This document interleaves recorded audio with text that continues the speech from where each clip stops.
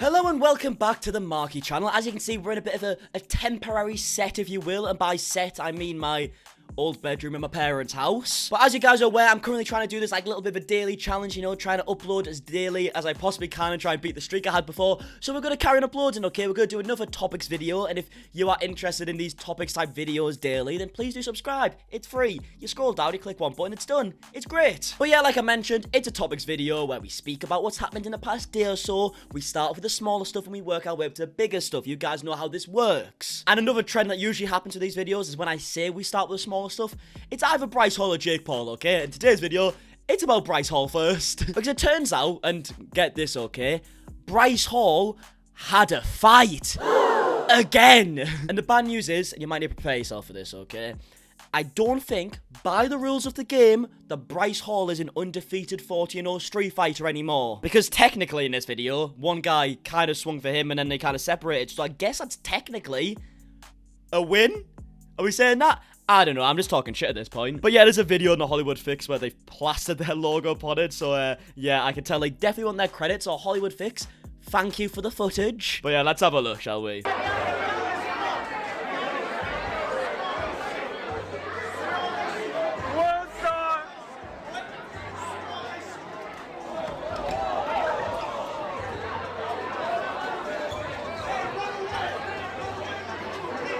God. Now, wasn't that exhilarating? Now, the thing is, Bryce Hall posted, like, his Instagram story after this being like, oh, this guy was just, like, a clout chaser, and it was in Bryce Hall's house at a party and whatnot, but it's like, Bryce, you even said yourself, you've got into 40 street fights, okay? That's not normal. Maybe you could take a second to think that if you actually have got into over 40 street fights, might be your fault, okay? Because not many people have. But he's always like, oh, no, it wasn't me, okay? These guys just start me all the time, all right? People just come up to me and always try and fight me. It's clearly not how it works, okay? 40 people in my life haven't came up to me and just went, oh, you know what, Callum? Let's have a fight. Now, the Hollywood Fix actually spoke to the guy who threw the punch or whatever. I'm guessing the day later in the most set up, like, scripted interview I've ever seen in my life. What is up, bro? So, you the infamous guy that got into the fight yesterday with last night with Bryce Hall? The infamous guy, by the way, wouldn't describe him as that. No one will have a clue who this is tomorrow. That's who it is, right? So what happened, man? Walk us through what happened. So, like, I'm not gonna lie to you, I didn't know he was famous. Like, I don't be on TikTok, I just do fashion. Okay. Like, I didn't know who he was. What's your name? Pretty Boy Larry. Like, I'm a stylist, designer, director. Okay. For a lot of big artists. But, yeah, I had no idea who he was. So, when I was talking to a girl, like, I think she was fine as hell. And then he walks up to me, he's like, bro, this is my girl and my sister. I'm like, which like, is it his girlfriend or his sister? He said sister or girlfriend like twice. I'm like, sound jealous. Yeah, you sound jealous? So as you can see, they had a fight over a girl, okay? It's literally the most, like, TikTok boy fight I've ever seen in my life. And, yeah, nothing really came out of it. It's just another clip of Bryce Hall getting a fight. We see this all the time. Shall we move on? Probably, right? But moving on to the next topic, ladies and gentlemen, we're going to be talking about Trisha Paytas on another episode of Enemies. Now, I do have good news on this one. The microphone in front of her face is actually on this time, so she's not using the camera mic. So well done, Trisha. The production value really is going up. Maybe it really could make use of that 5% after all, eh? But yeah, the whole kind of podcast is mainly about hate-free and Keemstar. But we've already spoke so much about that situation. There's not really much more I can say. But at the end of the podcast, Trisha does go on to talk about David Dobrik. But I really don't have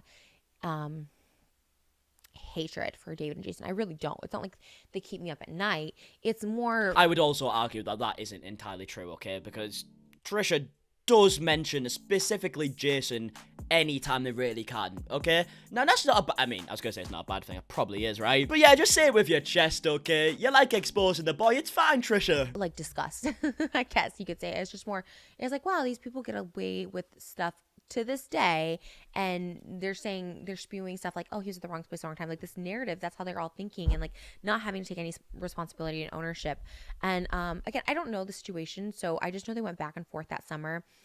Really hard videos, just really trying to expose and dig up everything in the past. And that's the last thing I wanted to get into with anybody.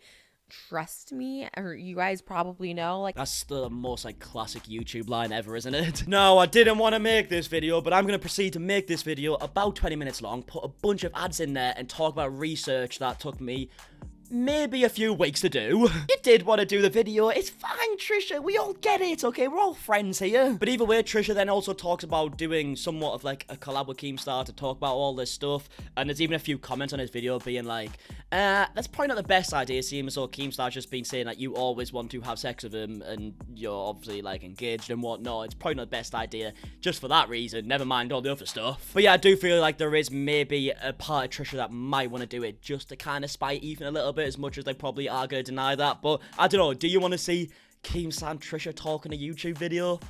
Really? I mean, just let me know your thoughts on that whole mess, okay? Because honestly, I don't even understand it myself at this point. Now, moving on to the next topic, ladies and gentlemen, we're going to be talking about Tana Mongeau. Now, if you remember, Jake Paul posted a TikTok calling Tana Mongeau a sloth a few weeks ago, like out of nowhere for no reason. Tana Mongeau kind of responded by saying that she's this close to making like an exposed video on Jake Paul.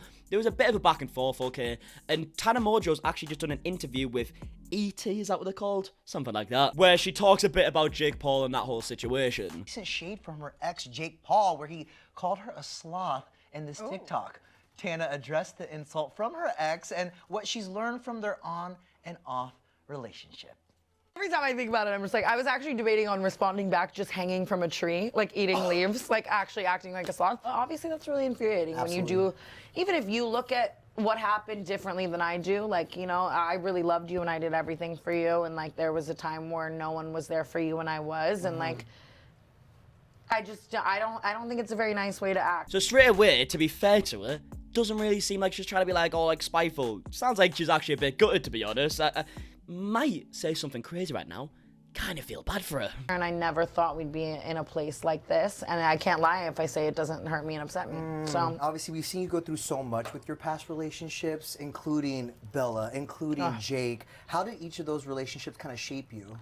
it's funny because I look back sometimes, I'm like, wish I never met that person. To them both, I'm like, no, I'm kidding. Then you think like that period of life like taught me so much about myself and about myself in relationships too. So yeah, it seems like Tana Mongeau's been talking a lot more about Jake Paul recently. After saying that she's close to making an exposed video, it seems like she's kind of saying more and more each time as well. So it's gonna be interesting. I don't know if she's ever gonna actually make this like exposed video or whatever, but Tana does have a podcast right now where all she does is just ramble and talk, so there's a good chance something might slip up at some point. So expect that in a video at some point. Like, realistically, that is gonna happen, right? Now, actually, interestingly enough, I'm pretty sure the next guest on Tana Mongeau's podcast is Bryce Hall, so I imagine they're gonna talk a bit about the boxing stuff and people not getting paid as well, so we're probably gonna have like an update on that. So yeah, let me know if you want to see that. Let me know your thoughts on the whole like Tana Mongeau Jake Paul thing, because I feel like it started off as a bit of a fake like drama piece and then got a lot more real for one person involved more than the other one. So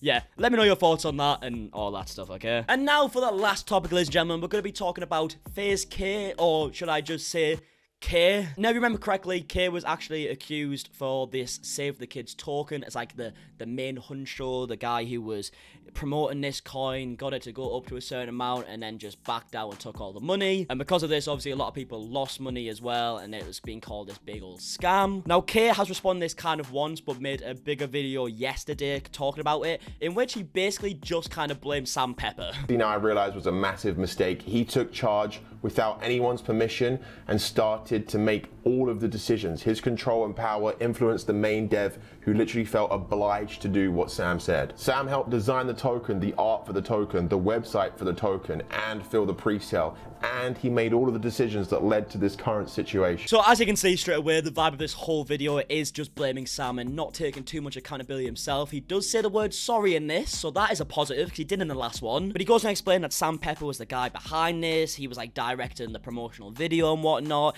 He's the one who came up with the anti-will thing. I don't even know what it's called.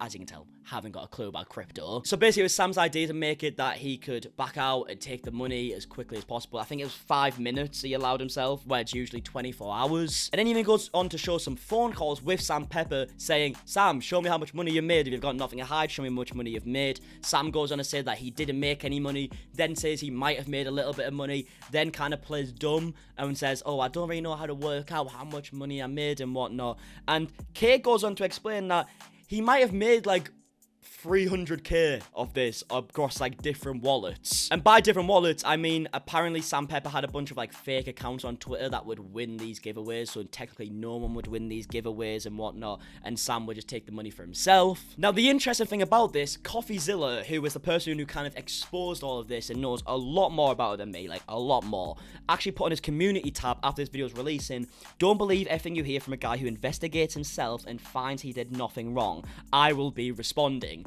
Now, to me, that makes it seem as if like there are quite a few lies in this that I wouldn't personally catch myself because I'm not too involved in crypto like at all. So yeah, this is gonna be a bit interesting. I'm actually quite looking forward to CoffeeZilla's video because they're very, very good, and I'm sure that he's probably gonna release some information that we're not 100% aware of right now, so there will probably be another update. But let me know if you did see K's video. What did you think of it? Do you feel like he didn't take responsibility and should have, or do you think he has every right to just kind of blame Sam Pepper? Let me know your thoughts on that. Let me know your thoughts on everything we spoke about in today's video, and I guess that's actually gonna be it for today's video. Now, if you did enjoy, please do leave a like down below, subscribe if you are new, and I guess until tomorrow, because I'm uploading daily, I'll see you guys in a bit. Alright, goodbye.